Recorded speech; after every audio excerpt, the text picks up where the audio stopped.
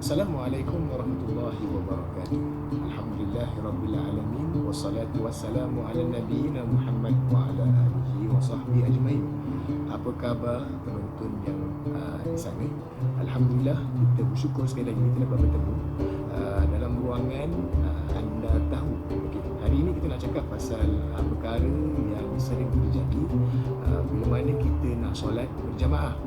Jadi dalam kita solat berjamaah ni ada yang dapat solat berjamaah, maksudnya kamilan secara sempurna daripada awal dia dah duduk bersama dengan imam sampailah dia habis.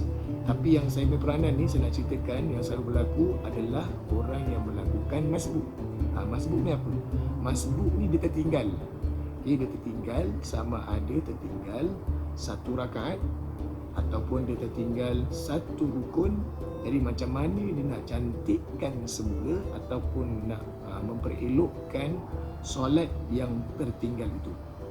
Okey, jemaah, nak kena ingat, bila kita solat berjamaah ni, apa pun yang dilakukan, yang kita nak ikut tu, kita berpandukan kepada imam. Ingat, imam yang akan dapat menolong kita. Dia dhamin. Maksud dhamin ni apa? Dia yang menjamin solat kita. Maksudnya kalau kita tak baca Fatihah sekalipun, imam dah baca, kita amin saja, kita dengar apa imam baca, itu pun dah kira diselamatkan, dijamin pun. Jadi bila kita lakukan solat masbuk ni, kita nak tengok situasi yang berlaku. So kalau kita masuk dalam rakaat yang pertama, apakah posisi yang dilakukan oleh imam? Kalau imam dia lakukan posisi sedang rukuk dan kita masuk takbiratul ihram dan kita rukuk, kita dah dapat satu rakaat. Kita dah dapat satu rakaat. Tapi kalau kita masuk, imam dah pun dah tahiyat. Okay? Tahiyat ni pun bahaya. Maaf cakap, kalau imam tu gendut, macam gendut sikit, kadang-kadang dia bersimpul tu, dia duduk dalam macam tahiyat awal kan, padahal dia dah masuk tahiyat akhir. Atau kita nampak kalau imam tu dia maintain badan sasa dan sebagainya, kita dapat tengoklah postur punggung dia duduk macam mana. Kalau duduk tahiyat akhir, kita tahu itu tahiyat akhir. Jadi kalau dia dah masuk tahiyat akhir, tahiyat akhir, maka dia bagi salam, Assalamualaikum warahmatullahi, Assalamualaikum warahmatullahi, maka kita kena diri balik dan sempurnakan apa yang kita tertinggal. Jadi kalau sekarang ni, apa perbezaan pandangan para ulama? Kalau kita sekarang ni masuk kepada rakaat yang mana rakaat tersebut dah ada tahiyat, ataupun kita nak sempurnakan rakaat yang kedua tu macam mana?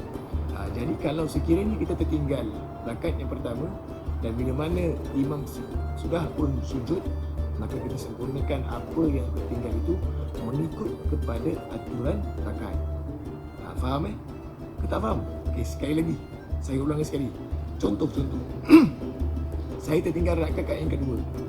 Jadi saya kena sempurnakan rakaat kedua tu tahiyat kan? Saya kena buat tahiyat. Sempurnakan yang tahiyat tu. Dia selalu solat maghrib. Solat maghrib kalau tertinggal yang apa? Yang first second, kita masuk yang third kan? Kita masuk yang third. So yang third yang kita masuk tu, kalau kita dapat rakaat yang pertama, kita dah alhamdulillah. Okay, kita dapat satu rakaat. Tapi bila kita nak continue yang rakaat kedua dengan ketiga tu, kita tak boleh terus berdiri saja macam tu. Ada setengah pandangan kata boleh. Tapi kalau kita ikut mazhab Syafi'i, kita kena ikut secara sempurna rakaat apa yang kita tertinggal. Kalau rakaat kedua, apa kerjaan rakaat kedua? Kita kena duduk at-tahiyat. Kita sempurnakan apa yang tertinggal itu mengikut fizikal ataupun posture yang kita tertinggal ataupun kita perlu kerjakan. Macam itulah. Jadi kalau sekiranya anda mempunyai masalah ataupun tidak faham, kat bawah tu ada ruang komen kan? Daripada like tu, komen lah, Ustaz saya tak faham, Ustaz terangkan lagi sekali, InsyaAllah saya akan fahamkan. Tapi bagi mereka yang dah faham, anda dah tahu, mari kita terus istiqamah dan lakukan solat berjamaah. Mudah-mudahan kebaikan berjamaah itu dapat yang kita lakukan dengan sebaiknya, insyaAllah. Assalamualaikum warahmatullahi wabarakatuh. Allah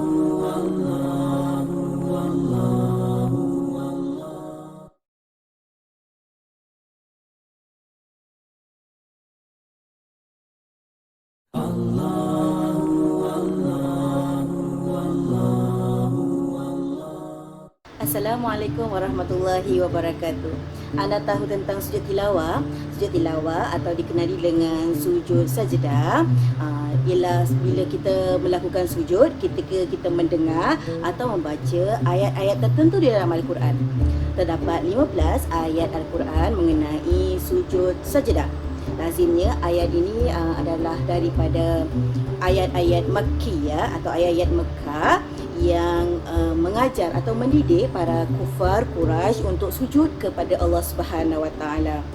So bagaimana sebenarnya kita melakukan sujud tilawah ini? Okay, bila kita solat dan kita membaca ayat sujud tilawah, perlulah kita berhenti seketika, kemudian terus sujud tanpa rukuk dan iktidal. Kemudian kita membaca zikir tertentu.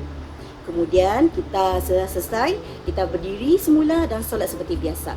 Tetapi apabila di luar waktu solat, bila kita membaca Quran dan kita membaca terdapat ayat tilawah, apa yang kita harus buat ialah berhenti seketika, kemudian kita membaca niat dan takbir atau ihram dan terus sujud dan membaca zikir yang tertentu dan memberi salam. Okey, itulah cara-cara bagaimana untuk kita melakukan sujud tilawah. Zikir yang harus kita baca ketika membuat sujud tilawah adalah seperti berikut. Sajada wajhiya lillazi khalaqahu wa suwwarahu wa syaqqa sam'ahu wa basarahu bihaulihi wa quwwatihi fatabarakallahu ahsanul khaliqin. Begitulah untuk kita melakukan sujud tilawah.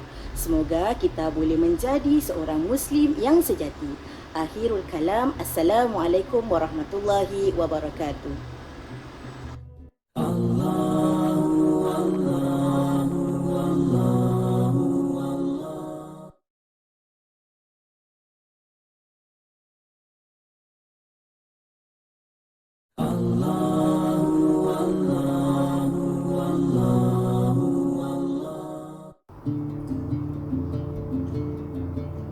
Assalamualaikum warahmatullahi wabarakatuh.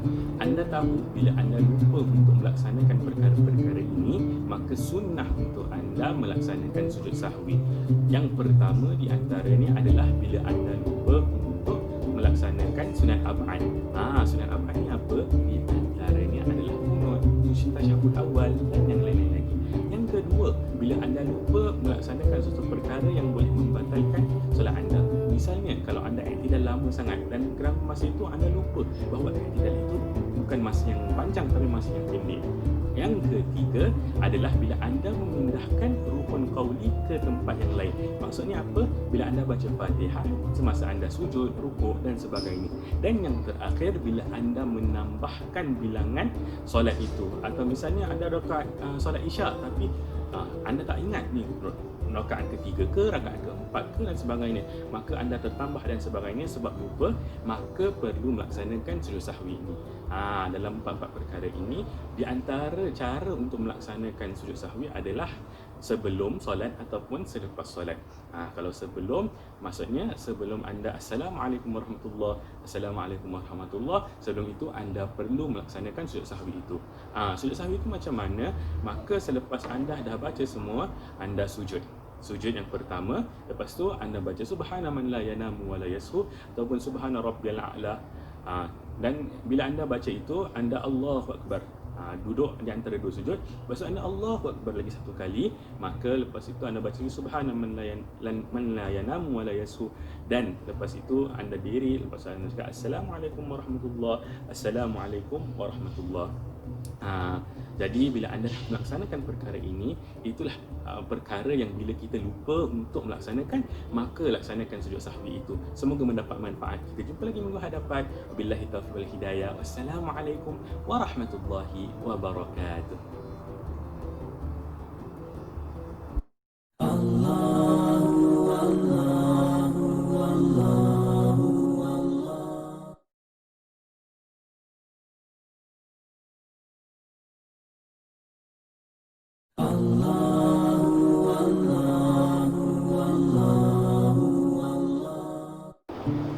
Assalamualaikum warahmatullahi wabarakatuh. Anda tahu bahawa terdapat 3 cara yang boleh kita lakukan atau yang perlu kita tahu untuk mendapatkan kesempurnaan saf di dalam solat kita.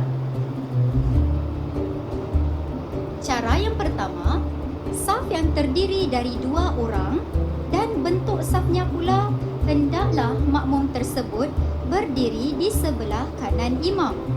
Dan harus pastikan bahawa makmum itu berdiri tidak melebihi garisan imam. Sekiranya jemaah wanita pula, makalah hendaklah dia berdiri di sebelah kiri imam lelaki.